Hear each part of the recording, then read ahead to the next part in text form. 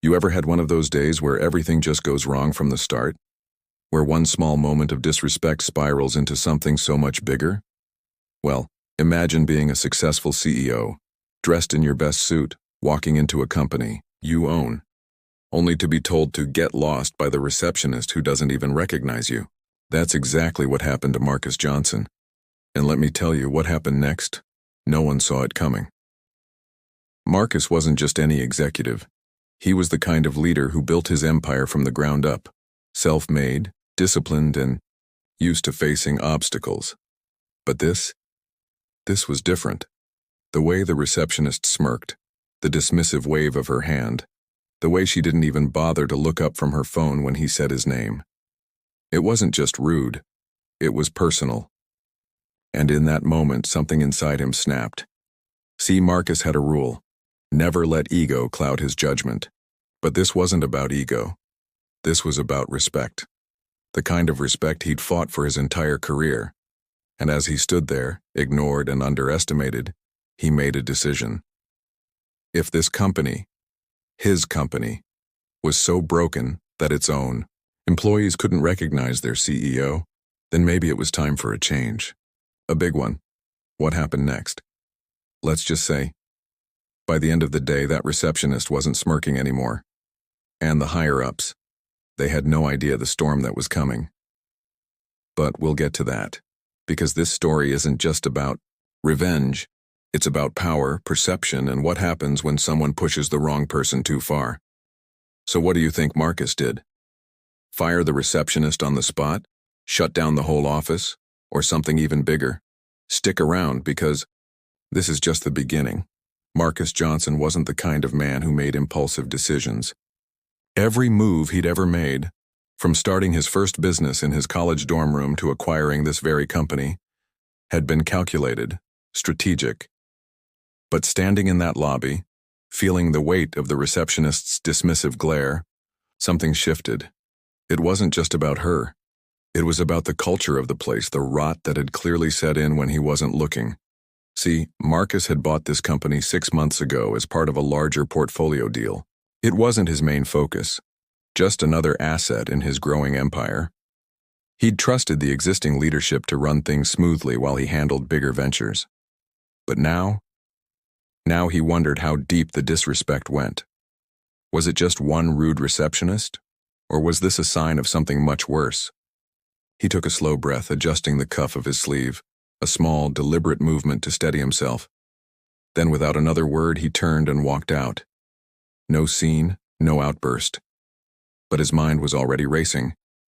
If they didn't recognize him, who else had they turned away? What other cracks were hiding beneath the surface? Back in his car, Marcus pulled out his phone and dialed his assistant. "Pull every file on Crestview Holdings," he said, his voice calm but edged with something sharp. "I want financials, employee records, client feedback, everything, and set up a meeting with the board today." Across town, in a sleek high-rise, the executives of Crestview had no idea what was coming. They were used to flying under the radar, answering to distant corporate overlords who never bothered to visit. The CEO? Just a name on an org chart, some suit they assumed didn't care as long as the checks cleared. But Marcus cared, more than they realized. By the time he arrived at his office, his team was already assembling the data. The numbers told a story: declining client satisfaction, high turnover in key departments, expenses that didn't add up. But it was the employee reports that really caught his eye. Multiple complaints about discrimination, favoritism, a toxic work environment. And buried in the notes, a handful of exit interviews from black employees who'd left abruptly, all citing the same thing: they never listened to us. Marcus leaned back in his chair, rubbing his temples. This wasn't just bad business. It was a betrayal. He'd built his reputation on fairness, on giving people a real shot. And now his own company was doing the exact opposite. Meanwhile, back at Crestview, the receptionist, her name was Lisa, was laughing with a coworker about the random guy who'd tried to walk in like he owned the place. "Probably another salesman," she said, rolling her eyes. "They always think they're so important." If only she knew. Marcus's next move was quiet but deliberate. He didn't storm in with security. He didn't fire anyone, not yet. Instead, he did something far more dangerous. He went undercover. The next morning, a new temp worker showed up at Crestview, dressed down, wearing glasses, his demeanor unassuming. Just another face in the crowd. No one looked twice. No one recognized him. And that was the point. For the next 3 days, Marcus saw everything. The way managers brushed off ideas from junior staff. The way certain employees were sidelined while others got all the opportunities. The whispered jokes in the break room. The subtle but unmistakable pattern of who got promoted and who didn't. It was worse than he thought. On the 4th day, he called an emergency board meeting. No agenda, no warning.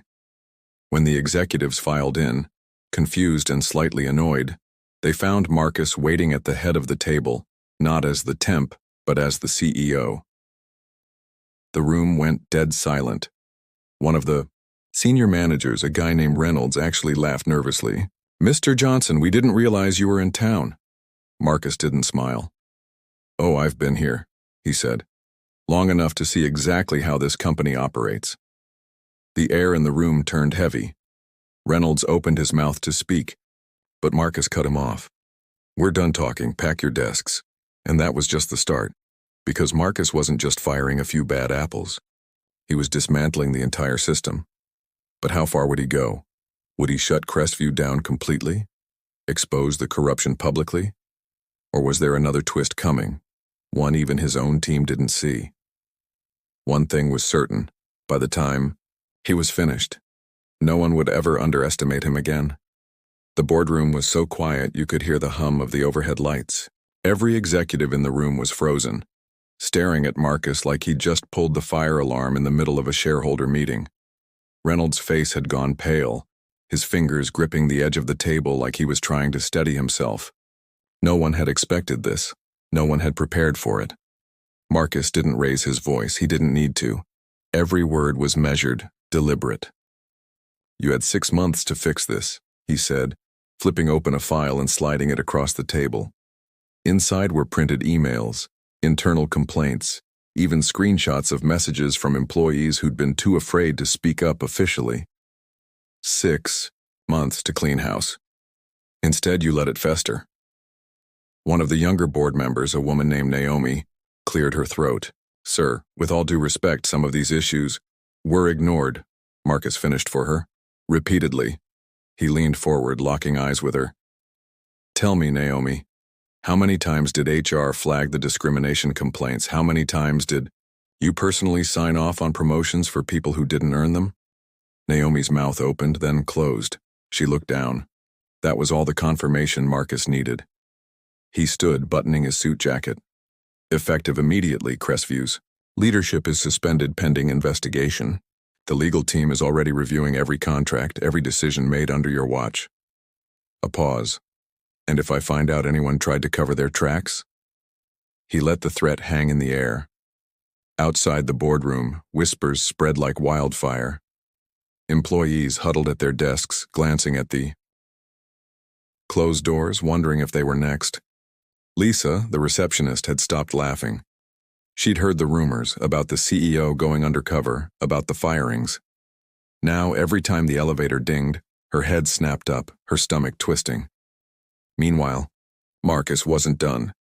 He called a company-wide meeting for that afternoon. No details, no agenda, just a mandatory all-hands in the main conference hall.